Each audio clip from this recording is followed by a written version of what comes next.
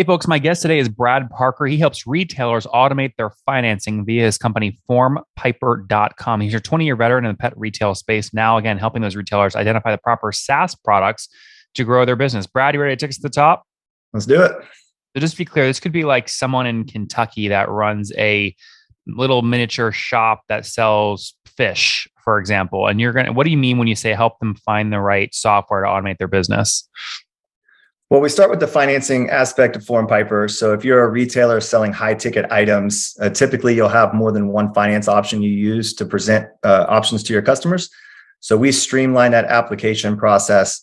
And since we've last talked, we've kind of turned it into a retail management software where they're going to be able to aggregate their data and look to see which lenders are providing them with the most revenue, which employees are running the most apps, who has the best approval rate, who has the best close ratio. So you can actually turn the financing aspect of your business into a division of your business. And just to be clear, what you did here, I believe, was you acquired a company, a financing company that did about $120,000 per month because they took a 1-2% back end fee on financing to pet retailers. Is that accurate? That was actually our own company. So it was where I actually started in the space. And then as we grew, we saw that there was an issue. We would sell somebody financing and they would never use it. So we would call them, well, why aren't you using it? Well, I can't teach my team how to do it. Now I have 4 lenders. It's too many applications. So what we did is we built a solution to aggregate all of those lenders into one app to really streamline the process. So now as we sell financing to our retailers, you see them immediately using the product because it just goes right into their ecosystem. And selling finance to your retailers might be if someone walks into a pet shop and wants to buy a $4,000 tank for their fish, you could say, the rep at that store could say, hey, and it's powered by FormPiper. Hey, why don't you make 40 payments of $100 a pop over the next 40 months and we can finance this for you? Yep, that's a good example. Yep. And so if you add up all of the loans you approved in the past 30 days, the equivalent of the $4,000 that I just described for the water tank, how much GMV is going through your platform monthly? Monthly, I'd say right now about probably 15 million that we track, that we actually represent. And then in my system, if you're a retailer and you're using lenders already, you can plug your own lenders into my system and still use the system. And we don't actually track that revenue or get paid for that revenue. So, the last time we had talked, we were doing about 100 million in revenue that we represented. So I was kind of playing with those numbers. Now we're close to about 150 million in revenue through the lenders we represent, but we're probably running about 300 to 350 million in transactions through FormPiper for our retailers. Yeah. So you sit on data that's worth 350 million bucks of loans done. Of the ones that you are directly attributable to and you're powering, it's about a half of that, 150 million annualized. That's correct. Are you still taking about 1% of that? That's how you make money? Yeah, it's on average about 1.5%. Yep. Okay, 1.5. So yeah, 1.5 of obviously 15 million a month. That's what, $220,000 a month in revenue there? It's close to that, yeah. And so is that your only model right now? Or are you selling the SaaS stuff now too? No, we still sell the SaaS product. So our initial plan when we work with the retailer is to educate them on our SaaS product. And that's going to range anywhere from $1,500 to $3,000 a year. Right now, our average customer is paying us about $225 a month for the software. So once they have our software, we plug all of their lenders into the platform. And what we do is we identify their lender lineup and look for gaps. So if they don't have a near prime option, or if they don't have a good subprime option, we'll introduce them to the people that we use, and then we'll add a lender to their portfolio of lenders. Oh, what's going on there, YouTube? Good to see you guys. Now imagine this. You love watching these interviews with SaaS founders, but imagine if we took all of the valuation data out from over 2,807 interviews I've done manually. Saves you a lot of time. Well, we've done this. We've built it into the beautiful interface inside of FounderPath. Check this out. I'll show you how you can access this in a second, but you log in, you connect your Stripe account, you see your valuation real time, you can see what it changed over the past 88 days, and even set goals for valuation this year. Now, the secret to valuation is there's many different ways to value a SaaS business. So the reason you're going to see 3 or 4 different valuations inside of your FounderPath dashboard, this is all free by the way, is because depending on who's doing the buying of your SaaS company, you're going to get a different valuation. A VC is going to pay a different valuation. Private equity firm is different. If you're going to do a minority sale, that's different. And if you sell the whole business, that's a different valuation. You can see all those when I hover over here. Right. So the teal is what a VC would pay. Yellow is what private equity. And red is if you sold the whole thing outright. Now, what's cool about this is not built off random data. Again, you guys hear these interviews on YouTube. All these data are built from real-time valuation data points founders share with us on the show. So traction, 1.2 million, seed round, 3.7 raise. They sold 22% of their business. Go in here and filter by the event. Maybe you only want to see companies that have sold the whole business. Well, here are a bunch that have been acquired, the valuation and the multiple. Maybe you're going out right now and you're raising your seed round.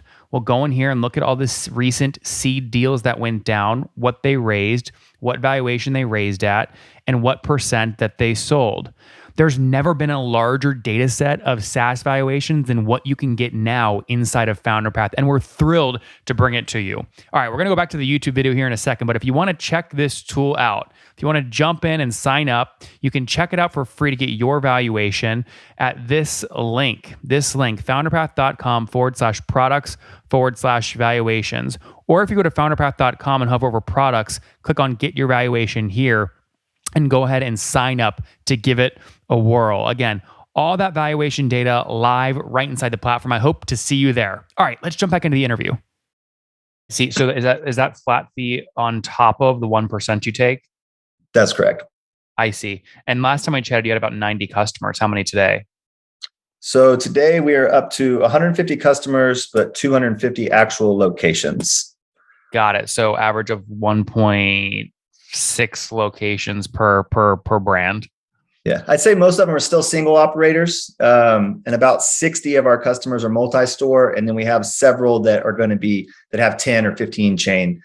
We are finding that the data that we track is more important to the multi-store operators. So they've scaled to a point where they're driving huge success. They have 10 locations, so being able to see an aggregated approval percentage for their entire their whole book of business has been really huge. So the smarter the operator, the easier it is for them to purchase our product. And 150 customers or brands paying $225 a month. That's like what, another $34,000 of MRR? MRR is up to 45. Oh, 45 just on SaaS. Just on SaaS, yeah. So last time we were talking, we were at 18, and so now we're at 45. So we're up about 150%. Since that's incredible. So is that your fastest growing revenue stream, then faster than the percentage GMV model, or no? Yeah, the financing, it's a much slower roll, because obviously the number is much bigger, but we have grown that about 10 to 20% since we last spoke. Okay. So just to be clear, when you add both revenue streams together on a monthly basis, you're doing about what, $250,000 a month in revenue? That's correct. Yep. That's incredible. And still bootstrapped. Well, no. Wait, did you raise a pre-seed round or not? Nope, we're still bootstrapped. Yep. That's weird. Why do I have a note that you raised a pre-seed round? Did you do a secondary early on at a 4.8 million post-money valuation in 2021? Nope. Weird. I wonder why I have that. Okay, so great. Still bootstrapped. And founding story here. Sole founder, or what do your co-founders look like? My co-founder is Ryan Munson. So we started the financing company together 7 years ago, a marketing company, and then we merged it and created Form Piper about 3 years ago now. I love this. You guys are the kind of founders that like we should be celebrating on like newspaper headlines and stuff. It's like a niche category. You're eating your own dog food. It's what I call SaaS plus, or SaaS plus GMV from the financing business. You're building a beautiful moat here. How many pet retailers are there in the US? Well, that's the tricky thing there. I wish there was a lot more. So you really only have about 200 pet retailers that our product would fit for in the market, and we have about 60% of them. And then, so what we've been doing is focusing in the furniture space. In the furniture space, you have about 40,000 retailers that fit our model. So, our goal is to bring value to that space, continue to learn it, and really kind of scale up. And our goal is to get to 1,000 furniture retailers over the next couple of years. A lot of people, when they talk about buy now, pay later, they think of like Klarna. They've probably seen online, right? They're buying $1,000 whatever stereo on Amazon, and Amazon says pay with Klarna and payments. Klarna, I imagine, also will do like furniture and stuff, but I think you're a unique example where a very niche player can beat a multi-billion-dollar valuation company because you're niche. So if I'm a furniture store, why would I choose to be powered by Form Piper versus Klarna on my lending options? The issues with things like Klarna is it's the 4 payments, right? So they're approving everybody. They divide it up into 4 payments. So if you finance something that was $5,000, you might still not be able to afford the $1,250 payment, right? So in a furniture business, we're typically able to offer customers a 60-month payment plan. So now all of a sudden their payment's under $100. $100 is very manageable over a period of time where 1,250 is not, So the furniture store is going to spread their financing options amongst a prime option, near prime, and a couple subprime options. So they have different approval and different products for the type of customer that's walking through the door. So with FormPiper, they're able to diversify their financing options for their customers, where if you were just using Klarna, you'd get a lot of approvals, but you wouldn't have a lot of transactional, things happening because it's just too expensive. And payback period wise, you just said you can have our 60-month option. Is Klarna always 12 months? I think it's just four payments, so I don't even think it's 12 what period? months. What period though? I think it's really short. I think it's like 60 days or like 90 days. It's a really unique. You have a massive cash flow advantage in terms of what you can offer the consumer. It's way cheaper monthly cash flow wise.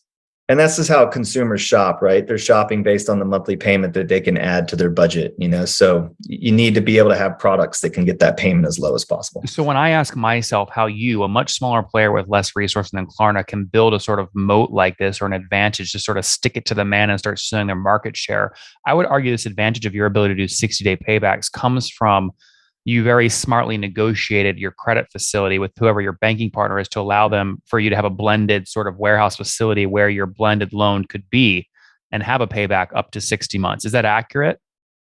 So like the unique thing about my product is we can work with any lender.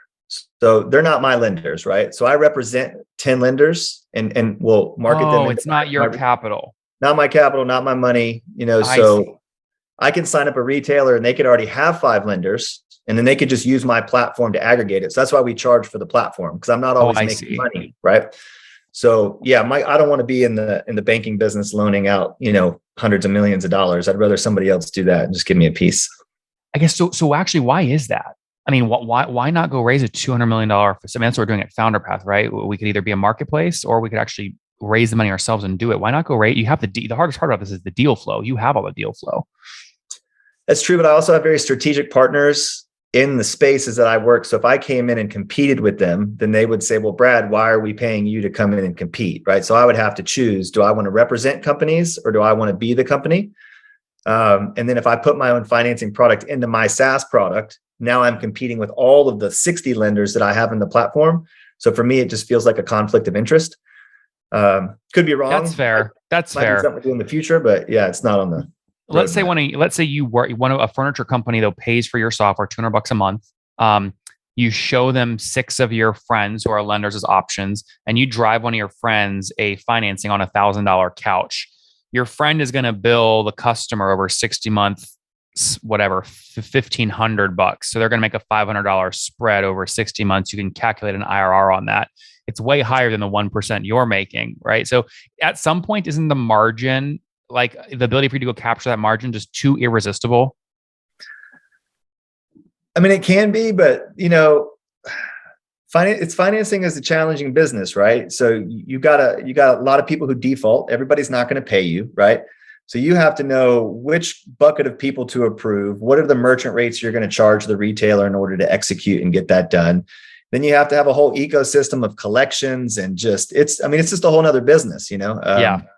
And I really like working with retailers and helping retailers drive success. If I was in the finance business, now I'm working with consumers. I'm working with the end product. And I did that for 20 years in retail and loved it. And it was great, but since we last spoke, I actually sold my 4 retail businesses. So I'm just focusing on SaaS, working with retailers, and it's just a much easier place to live. I love that. Of the 40,000 furniture retailers in the US, what's the total purchase volume annually across all 40,000? Oh God, there's no telling. I have no idea, to be honest with you. I'm sure it's obviously massive. in the billion. It's in the tens of billions, I'm sure. Yeah, I mean, it's massive. Yeah, that's lots of opportunity. I want to figure out what 1.5% of that is. That's your opportunity, right? What's the potential grab out there? That's right. That's right. Okay, this is very cool. And so, give me an update on the team. How many folks full time today? Right now, we've got 9. So we've got the two founders. We've got 6 salespeople. Brought in a head of CSM. So that's the internal team, and then we're still outsourcing our dev team to the same company we were working with last time. Yeah, which you've done very nicely here. It's called Maker Software. I always look for good dev shops. You're happy with them still?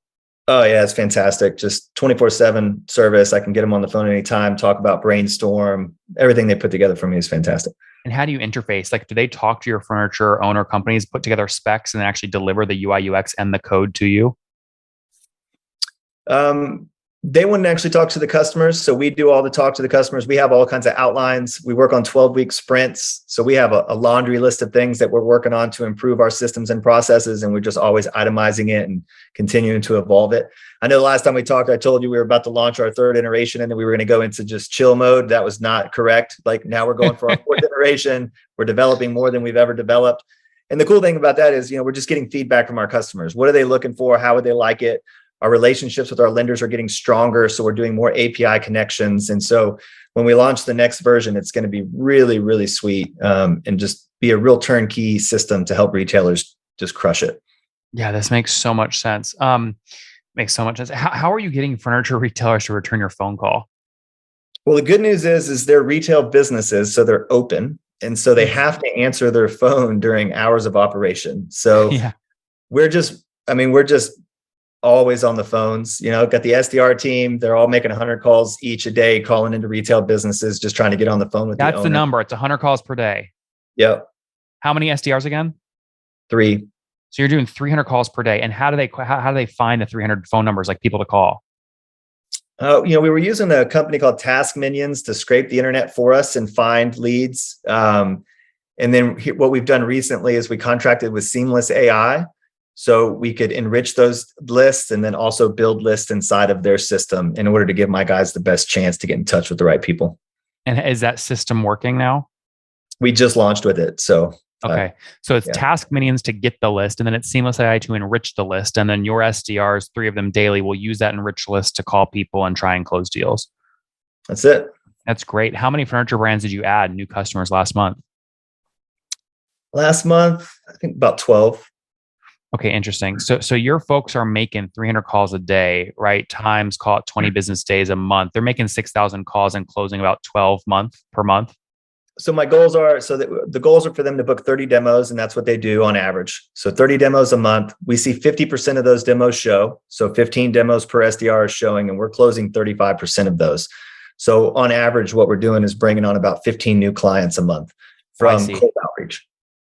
That makes a ton of sense. Yeah. So 15 new clients at $200, $225 ARPUs. I mean, that's 3,300 of new MRR, which obviously compounds over time. You can obviously, that feels like the economics on that make a lot of sense.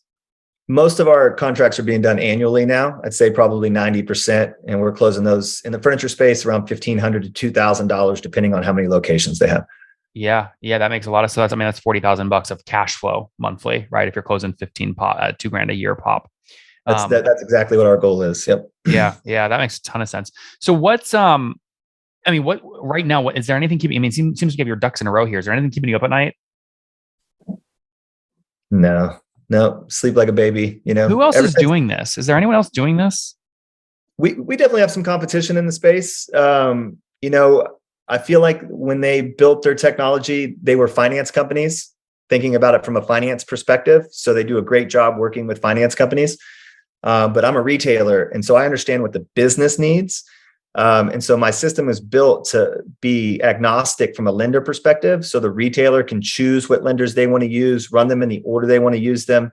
But most importantly, it goes back to that data I was talking about, right? Like if you want to move the dial in retail, you have to know which salespeople are not performing well. So if you have somebody who's getting approvals and they're not closing those approvals, you have to train that person on how to sell, right? And so my system will tell you the close ratio of every single sales associate that you have. So when I come in, I can look at my scorecard and say, all right, I need to work with Jim and Todd today and teach them how to close a sale because they're not converting. Yeah. So from a retail perspective, I believe that our software just helps the business owner, the sales manager, the sales team just really drive success. And you're still pretty profitable. You told me last time $60,000 a month in profit on $140,000 a month top line. Yeah, so I pulled those numbers up. So right now, last year we ran 18% profit across the board with 34% growth. And then this year we're at 20% profit with 37% growth. And that doesn't include adding back, mine and Ryan's salaries. So that's awesome. Yeah. That's freaking awesome, man. What a It's just like, I just want to like make a newspaper and put you on the cover just to say, sell to millions of people. This is the kind of stuff we should celebrate. So congrats on what you built. Well, technically, you Um, have a newspaper. It's in the I form of a know, magazine, so you feel free to put me on that cover anytime. I know we've got these bad boys coming out. We would love to actually, where are you based? I'm just north of Atlanta. Interesting. Yeah, we've got a big event September 1st down here in Austin, Texas. We're just featuring Bootstrapped SaaS founders who are killing it. I don't know if I can convince you to come down, but I would definitely put you on stage if I can get you here. I would come, but I fly out to Italy that day. What about March 16th next year? We'll have to follow up. That's our next big conference. I definitely put you on stage. I'll make it happen. I'll make it I happen. love that. Yeah, it's in New York, March 16th. Just stick a soft hold on your calendar because this is just a fantastic story. And I can't wait to see where you're going to be in 6-12 months. Yeah, that's great. That sounds great. Be right after my birthday. Brother. Spend the This is weekend. amazing. All right, let's wrap up here quickly with the famous five. Number one, favorite book. Right now, it's the 12-week year. 12-week year. Number two, is there a CEO you're following or studying? I think he's the CEO of his own business. So Chris Smith, he's dropped the conversion code. All I'm focusing on right now is trying to figure out how to get people to call me as opposed to me calling 100 people a day. And number three, what's your favorite online tool for building FormPiper? My favorite tech right now is Superhuman. I don't know if you've heard of that, but that email plugin is just unbelievable. It's changed my life with email. Number four, how many hours of sleep do you get every night? 8. And situation, married, single, kids? Married, no kids. No kids. And I think you maybe had a birthday. 41 now? 42? 43. 43. Okay, 2 birthdays. Very cool. Last question. Something you wish you knew when you were 20. I would tell myself just to be a little bit more patient. Yeah, it all comes with hard work. More patience. FormPiper, hell of a story here. Launched back in 2019, basically helping pet stores, retailer brands, help them give their consumers options to buy the $4,000 fish tank. They now go, but there's not a lot of those locations in the world. Let's go into furniture stores to do the same thing. How can we help furniture stores look at all the different lending options they can give their consumers so they can sell more $1,000 leather couches? Right. And so that's what he's doing. They're processing over $350 million of GMV annually right now across, again, pet retailers and furniture brands, of which 150 million they directly attribute to their FormPiper brand, which they take 1% to 2% of. That's basically a $200,000 a month revenue line right there. And smartly, he's now getting into SaaS. He's building software tools to build the operating system for furniture brands, for retailers, for pet retailers. That's doing now $50,000 a month, up from $15,000 just a year ago. So really healthy growth, all bootstrapped and profitable, which we love. Brad, thanks for taking us to the top. All right. It's a pleasure. One more thing before you go. We have a brand new show every Thursday at 1 p.m. Central. It's called Shark Tank for SaaS. We call it Deal or Bust. One founder comes on, 3 hungry buyers, they try and do a deal live, and the founder shares back-end dashboards, their expenses, their revenue, ARPU, CAC, LTV, you name it, they share it. And the buyers try and make a deal live. It is fun to watch every Thursday, 1 p.m. Central. Additionally, remember, these recorded founder interviews go live. We release them here on YouTube every day at 2 p.m. Central. To make sure you don't miss any of that, make sure you click the subscribe button below here on YouTube, the big red button, and then click the little bell notification to make sure you get notifications when we do go live. I wouldn't want you to miss breaking news in the SaaS world, whether it's an acquisition, a big fundraise, a big sale, a big profitability statement, or something else. I don't want you to miss it. Additionally, if you want to take this conversation deeper and further, we have by far the largest private Slack community for B2B SaaS founders. You want to get in there. We've probably talked about your tool if you're running a company, or your firm if you're investing. You can go in there and quickly search and see what people are saying. Sign up for that at nathanlatka.com/Slack. In the meantime, I'm hanging out with you here on YouTube. I'll be in the comments for the next 30 minutes. Feel free to let me know what you thought about this episode. And if you enjoyed it, click the thumbs up. We get a lot of haters that are mad at how aggressive I am on these shows, but I do it so that we can all learn. We have to counter those people. We got to push them away. Click the thumbs up below to counter them, and know that I appreciate your guys' support. All right, I'll be in the comments. See ya.